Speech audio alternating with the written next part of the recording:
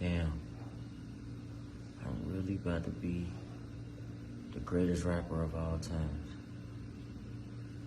I got all the charges. I did everything in the street. Now I just gotta tell him somebody.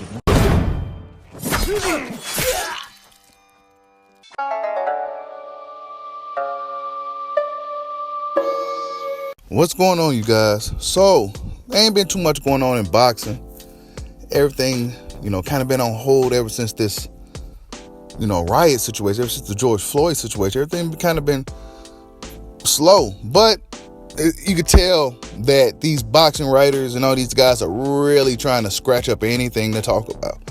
But, on this channel, I always talk about my boy Adrian Broner, whether it's good or bad, and Vergil Ortiz. Top prospect, Vergil Ortiz. Or is he still a prospect? I don't know. He's 15-0. One of the, in my opinion, one of the best young fighters today.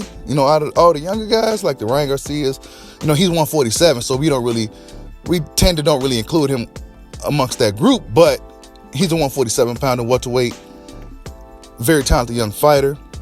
And he showed a picture on Instagram of pretty much saying that I always had a lot of respect for Broner for inviting me and Hector Beltran to take a picture with us when Mike Tyson ignored us.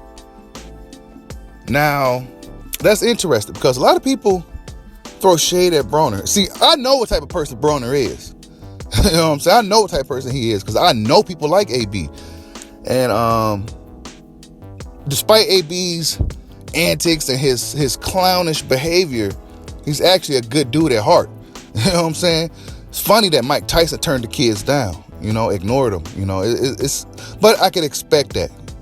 I could expect that from Mike Tyson. I could expect that from certain people that people put on a pedestal. I could expect that. You know what I'm saying? Michael Jordan, even though he's our hero over here in the Chicagoland area, he's our hero. You heard horror stories as you was growing up that this dude was a shitty person. He was not approachable.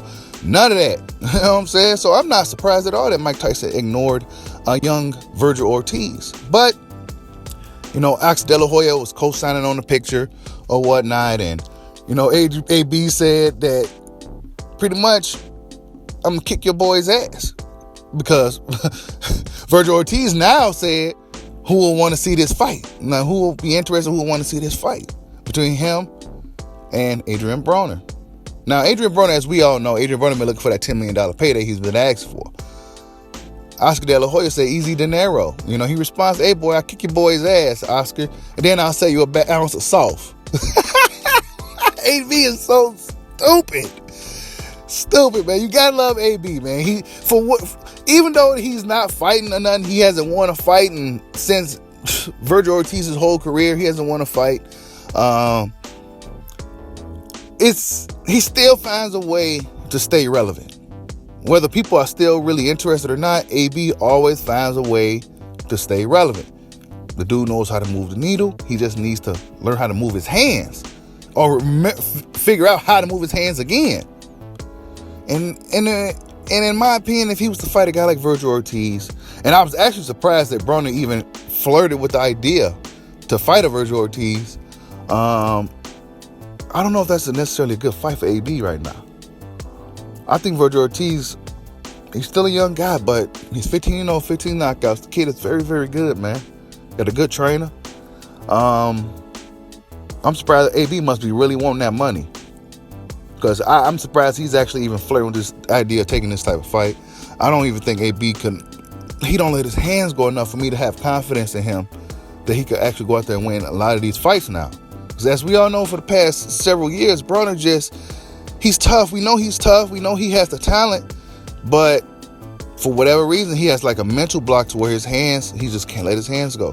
And I think fighters go through these things. A lot of fans like to shit on these guys, but I think these fighters, once they reach a certain point, they has like this mental block to where they just, I don't know, maybe they don't really have that killer instinct no more. Tyron Woodley, the former welterweight champion this past weekend, was it last weekend? Whatever the case, he wouldn't let his hands go. He wasn't letting his hands go.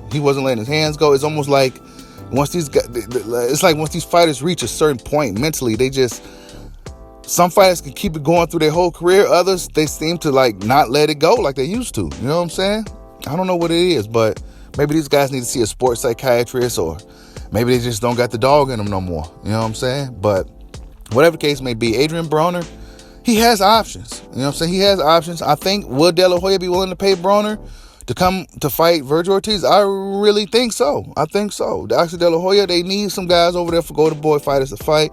Golden Boy, if you ask me, I think they're trailing behind everybody else. You know, trailing behind the Bob Arums, the Al Haymans, the Eddie Hearns. I think actually De La Hoya is trailing behind everybody, even though he has Canelo Alvarez.